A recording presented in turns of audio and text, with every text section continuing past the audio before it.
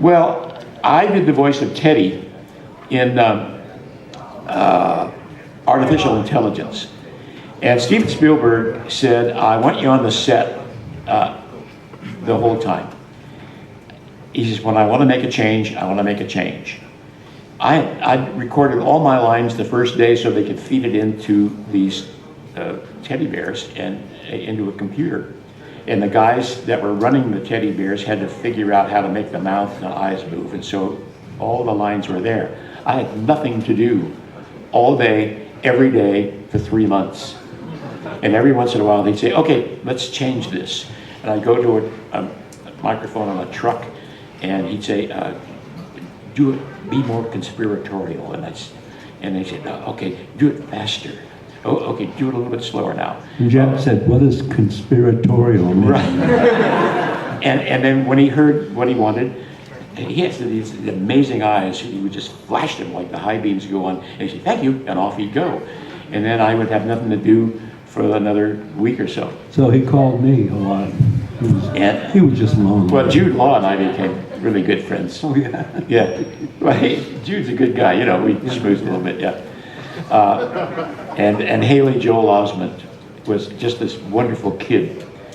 But that was a highlight. I mean, they even took me on, when they went on location, we went to Oregon in the woods.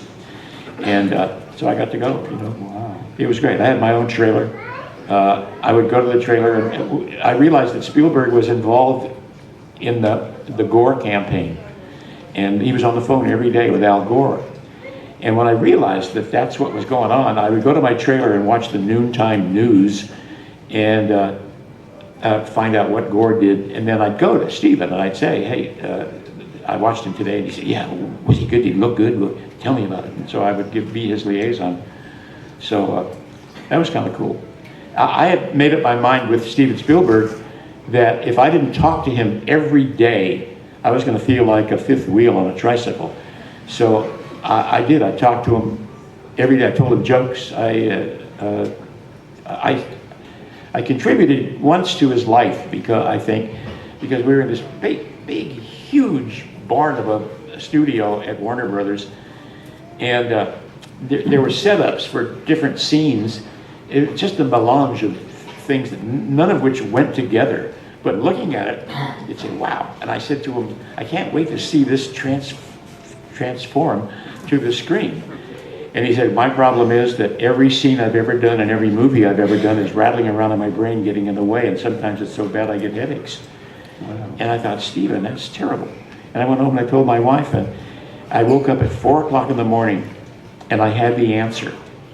And that was the one day in 3 months that I wasn't scheduled to go to work, which fortuitously gave me an opportunity to rehearse what I was going to say to Steven the following day. And when I saw him that day, I said, Steven, remember when you said about getting the headaches with all the characters, all the scenes? He said, yeah. And I said, I believe that's the mechanism that drives your genius for making movies. You're the one director who never rips himself off. You can't.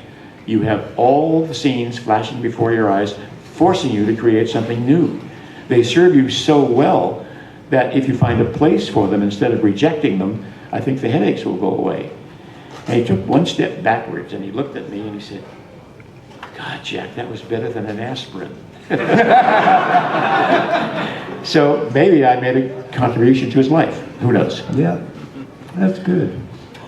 Well, I've had a very varied career before I ever did voiceovers. I was a stand-up comic originally, and that led me into I don't know if you guys are fans of musicals at all, but I got the lead in a show called Bye Bye Birdie in New York.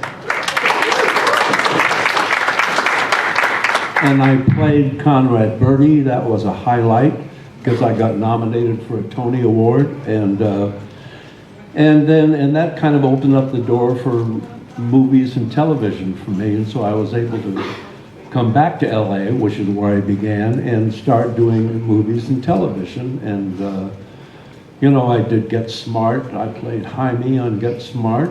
If any of you ever saw that, he was a robot. But that was your first Transformer. Yeah, that's right. A well-dressed robot, though. There was no mechanics or anything to it. And those were the highlights of my career. Oh wait, you were Robin Hood. I was also Robin Hood. I worked for Mel Brooks twice in 2 series, Get Smart, and I played Robin Hood in something called When Things Were Rotten that just came out on DVD. And it was a crazy, wild show that was so much fun, I can't tell you. But anyway, those were my highlights. And what happened was that a friend of mine said, why don't you do voiceovers? Because they had seen my nightclub act. And in my nightclub act, I did a lot of voices and a lot of dialects and impressions and stuff.